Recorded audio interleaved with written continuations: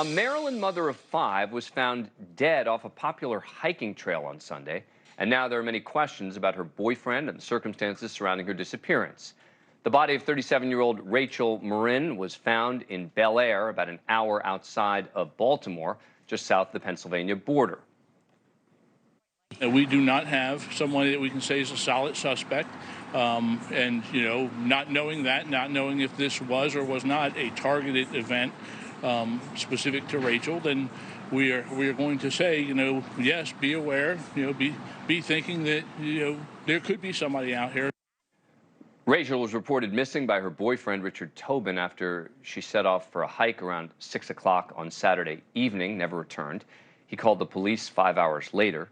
Police found Rachel's car at the trailhead the next day. Hours later, at about 1 o'clock on Sunday afternoon, a volunteer searcher found her body. Police have ruled her death a homicide. They say her body showed obvious signs of trauma, but have not released a cause of death. Now, internet sleuths are heaping scrutiny on Rachel's boyfriend.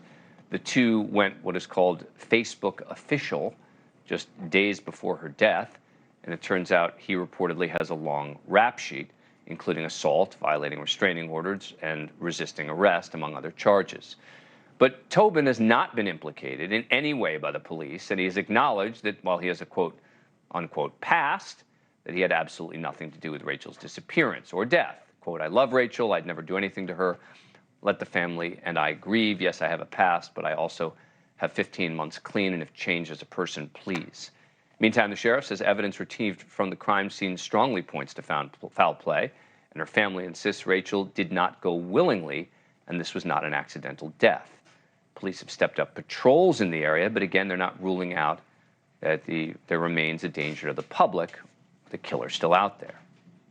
I prefer it when I can stand here and tell you that the suspect has been arrested or that it's a targeted crime. I can't tell you that in this case. We ask everyone to use good judgment on the trail, but always be aware of your surroundings. Don't set yourself a predictable routine. Walk or run with a friend or a family member, buddy up.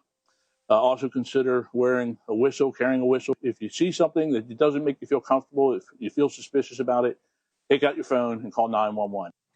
Joining me now, Sheriff Jeffrey Gahler of Harford County, Maryland, where Rachel's body was found. Sheriff, thank you very much for taking the time. Really appreciate it. All right, so it seems that the investigation is ongoing.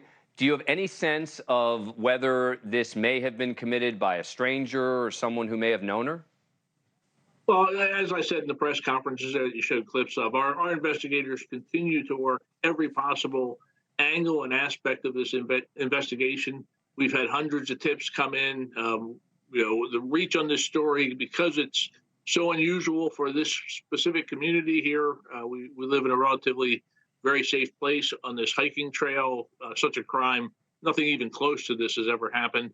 It has captured not only our community's attention, but the nation's attention. And, again, I can't specifically say that down to one person or one group of people. All aspects of this investigation are under serious investigation by many of our men and women. Has the boyfriend been cooperative?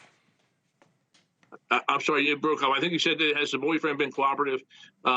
Everyone that we have spoken to, it's my understanding we've had no difficulty in obtaining people to sit down and have conversations with our investigators. We've started again with the inner circle, those closest to Rachel, those to last see her alive, and we're working our way out through family members and associates, and all the way out until we perhaps looking at someone totally random and unknown to us. So again, until I feel comfortable that we can say for sure this was or was not a targeted event, we're taking it. There's a possibility. There's a threat to the community, and as you said, we've enhanced our patrols along this section of the trail to certainly make sure that our residents here in Harford County feel safe to use that trail system. Totally understood that you have to be careful about what you say and not say during this investigative process. Sure. But just to confirm real quick, you are convinced this was a crime, though? Oh, absolutely. Yeah. Okay.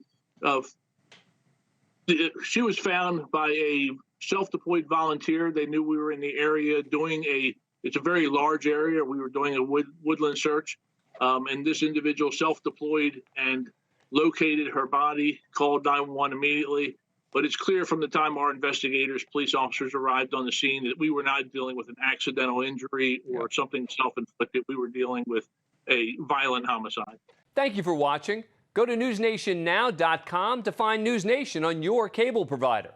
And don't forget to click the red subscribe button below to get more of NewsNation's fact-driven, unbiased coverage.